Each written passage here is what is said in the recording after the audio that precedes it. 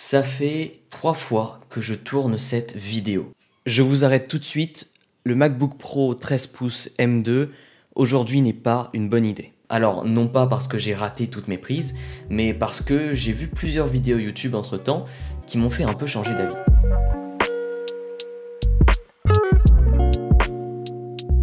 Le problème entre le MacBook Pro 13 pouces, le MacBook Pro 14 pouces et le MacBook Air M2, c'est que à la fin, généralement, les youtubeurs donnent un avis définitif. N'achetez pas le MacBook Pro 13 pouces, n'achetez pas le MacBook Air M2 ou achetez le MacBook Air M2 et que celui-là. Je suis pas certain qu'Apple décideront de garder cette gamme encore longtemps. Soit ils le supprimeront, soit ils le remplaceront, mais voir un Mac avec une puce M2 toujours avec le châssis des Mac Intel, moi ça me dérange un peu. C'est un problème dans le sens où chacun a ses besoins et dans le sens où, comme le MacBook Pro 13 pouces est encore là, c'est qu'il a encore son public. Alors aujourd'hui, au lieu de faire une grosse vidéo sur pourquoi le MacBook Pro 13 pouces est encore dans le catalogue d'Apple, on va surtout se concentrer sur toutes les gammes sauf le MacBook Pro 16 pouces et je vais vous faire un petit comparatif de toutes les gammes pour que vous compreniez quelle gamme appartient à quel besoin et quelle gamme correspondrait à vos besoins. On va donc aujourd'hui parler du MacBook Air M1, du MacBook Air M2, du MacBook Pro M2 et du MacBook Pro 14 pouces M1 Pro.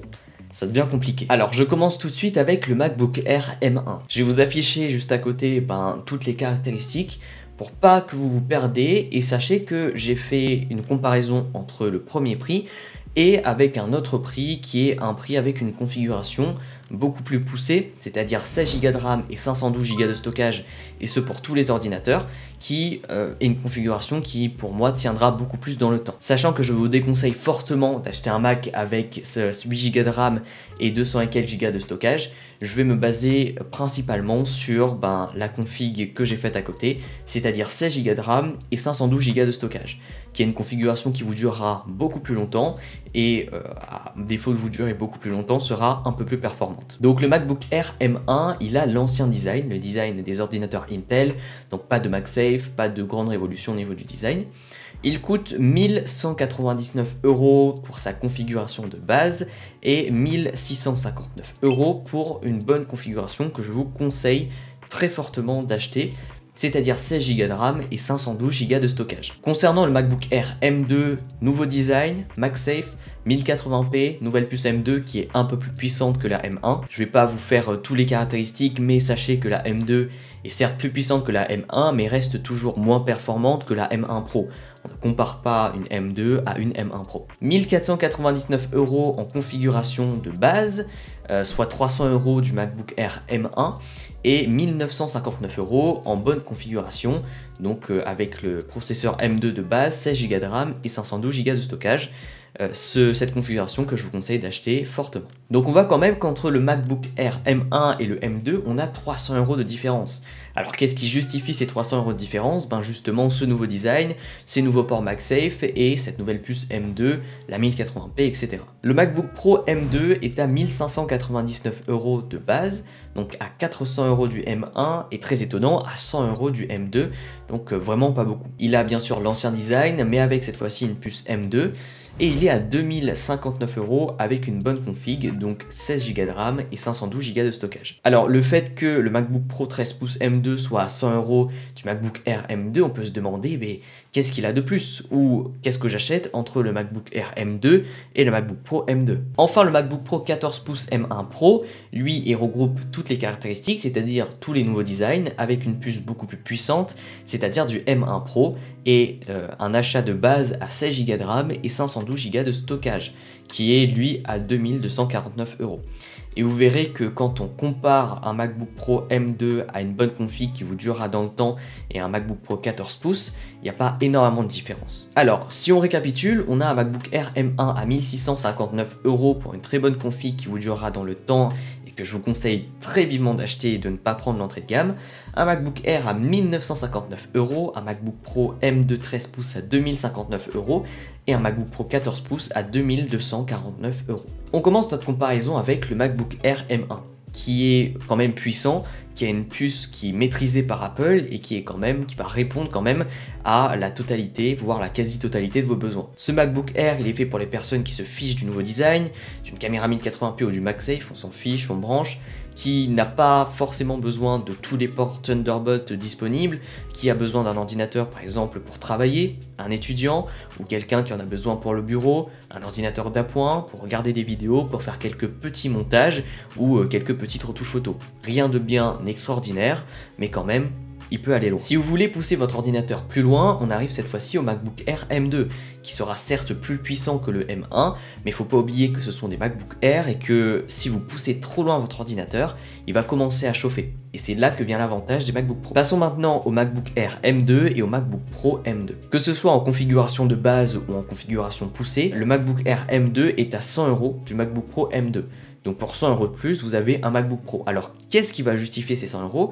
Et surtout, est-ce que vous devez prendre un MacBook Pro plutôt qu'un MacBook Air? Ce MacBook Air M2 regroupe tous les besoins que j'ai cités pour le MacBook Air M1, voire un petit peu plus. Donc on rappelle qu'il est à 1659 €, à une configuration qui vous durera dans le temps, avec 16 Go de RAM et 512 Go de stockage.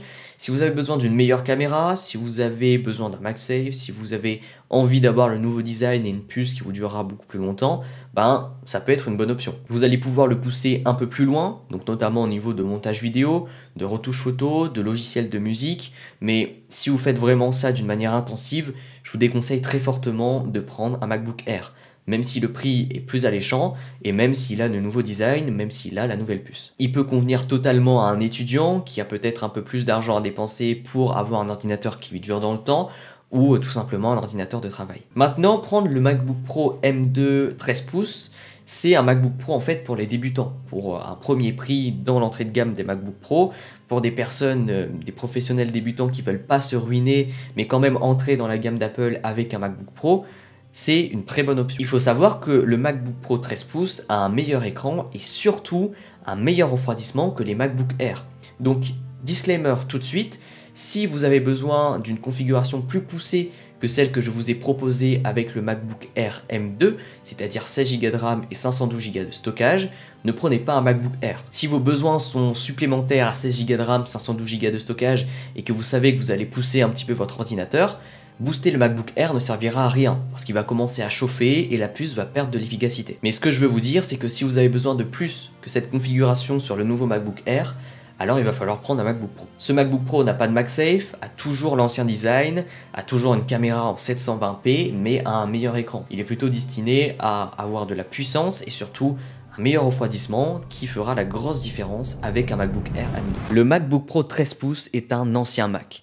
Ancien dans le sens où son design ne change pas. Comparé au nouveau Air, ce Pro reste comme il est, avec ses bordures, pas de MagSafe, pas de nouveau chargeur, une caméra 720p, bref, il est un peu laissé à l'abandon. L'argument de certains youtubeurs, c'était de dire que ben voilà, on a un nouveau MacBook Air, qu'il est très puissant et qu'il est peut-être moins cher que ce MacBook Pro, donc prenez-le, mais prenez-le si vous avez besoin d'une configuration assez basse, si vous avez besoin de faire des montages vidéo mais pas non plus de faire extrêmement de choses, si vous avez besoin de faire de la musique mais pas de mettre énormément de pistes, dans ce cas-là, prenez un MacBook Pro. Je vous assure que quand votre MacBook Air va chauffer, vous serez très embêté. Maintenant, ce qui devient très intéressant, c'est comparer le Pro M2 et le Pro 14 pouces. Parce que entre le Pro M2 de la configuration que je vous ai faite, donc avec 16 Go de RAM et 512 Go de stockage, que je vous oblige à prendre, hein, c'est même plus je vous conseille, c'est je vous oblige maintenant, et un MacBook Pro 14 pouces, on a 190 € d'écart entre ce M2 et ce 14 pouces. Mais pour 190 €, vous avez une meilleure puce, une MagSafe, une configuration équivalente pour un premier prix, c'est-à-dire que le premier modèle de MacBook Pro 14 pouces que vous pouvez prendre, c'est directement avec 16 Go de RAM et 512 Go de stockage.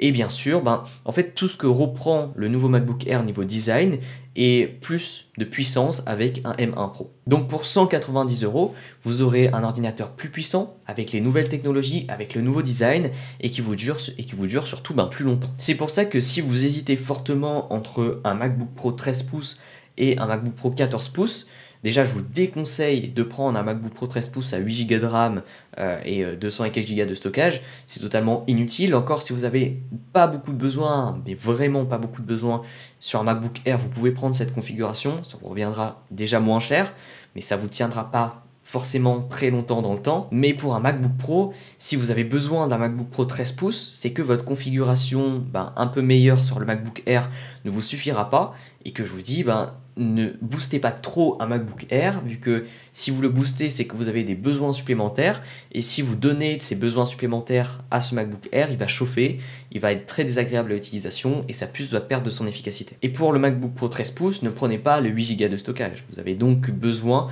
d'un peu plus de puissance. Donc là, prenez votre puissance au niveau du MacBook Pro 13 pouces, vous allez payer un peu plus cher, et c'est là que vient le MacBook Pro 14 pouces, et là où je veux vous emmener, c'est que vous allez avoir une bien meilleure puissance au niveau de ce MacBook Pro 14 pouces pour peut-être un peu moins cher si vous boostez totalement le 13 pouces. Donc en conclusion, le M1 va s'adresser généralement à des personnes étudiantes, à des personnes qui veulent travailler, à faire des petits montages mais pas quelque chose d'extraordinaire. Le M2 lui, pour ceux qui veulent le nouveau design, la nouvelle configuration, vous ne pourrez pas faire de gros projets, mais la puce M2 est tout de même puissante, donc vous pourrez faire pas mal de choses avec. Si vous avez besoin de plus de puissance, ne boostez pas trop le M2, prenez le MacBook Pro 13 pouces qui aura un meilleur refroidissement et donc du coup une bien meilleure performance au niveau de sa puce. Et si vous upgradez trop le MacBook Pro 13 pouces, ça devient beaucoup plus avantageux de prendre le 14 pouces avec tous les nouveaux designs et une puce bien plus puissante. Mais chacun a ses utilisations.